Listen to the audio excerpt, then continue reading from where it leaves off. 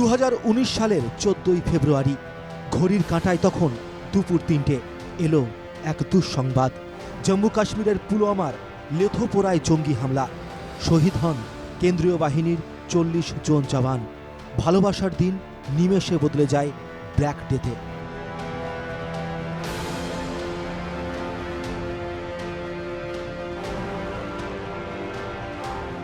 শহীদদের তালিকায় ছিলেন নদিয়ার সুদীপ বিশ্বাস এবং হাওড়ার বাবলু সাঁতরা।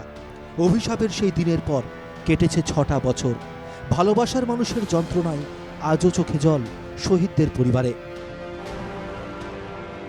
মরলা মাছ, পুঁটি মাছটা খুব ভালোবাসত, আর এলে পারে সেইটাই শুক্তো খেতে ভালোবাসত।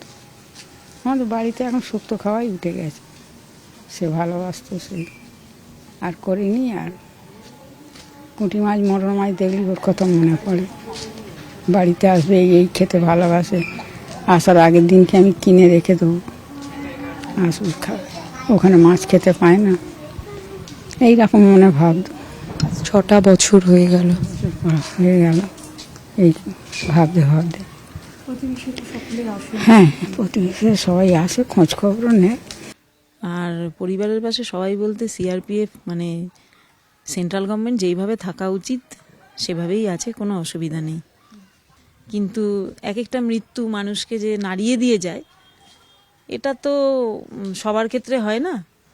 ওর যেভাবেই চলে যাওয়া হোক, আমাদের এলাকার লোকজনকে হোক, দেশের লোকজনকে হোক, যেভাবে নাড়িয়ে দিয়ে গেছে, এটা যখন উনি যখন সম্মান পান, এটা দেখে তো আমি ওনার স্ত্রী হিসাবে অবশ্যই গর্ববোধ করি।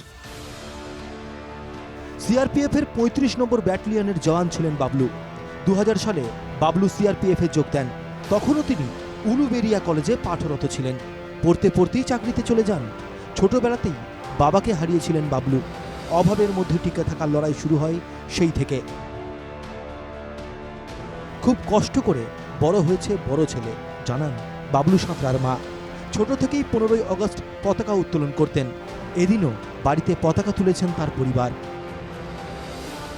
হ্যাঁ, প্রত্যেক বছরই আমাদের এই 14ই ফেব্রুয়ারি প্রত্যেক বছরই আমরা এই দিনটাকে খুব অমায়িক এবং খুব বরিষ্ঠ সেনাপতি ছিলেন আর কি। না দেখলে আপনি বুঝতে পারবেন না। মানে যেমন উনি দেখতে বা হ্যাঁ হ্যাঁ কথা বলতো। ওনার একটা বাচ্চা আছে, ছোট বাচ্চা আছে, ওই 8-10 বছর বয়স হবে আনুমানিক। তো খুবই ভালো ব্যবহার করতো। যখনই আসতো 2-4 দিন, 1 সপ্তাহের জন্য আসতো। দুর্দান্ত ব্যবহার ছিল। হঠাৎ এরকম ঘটনা হয়ে গেল, রাত আমরা খবর পেলাম। পুরো এলাকায় নিস্তব্ধ হয়ে গিয়েছিল, বুঝতে পেরেছেন? এক কথায় যাকে বলা যায়। প্রত্যেক বছর 14ই ফেব্রুয়ারি রাজ্যের বিভিন্ন প্রান্ত থেকে মানুষ শহীদ বাবলু সাঁতরার বাড়ি এসে তাঁর প্রতি শ্রদ্ধা নিবেদন করেন। পাড়ায় শহীদের স্ট্যাচুতেও স্থানীয়রা ফুল দিয়ে শ্রদ্ধা জানান।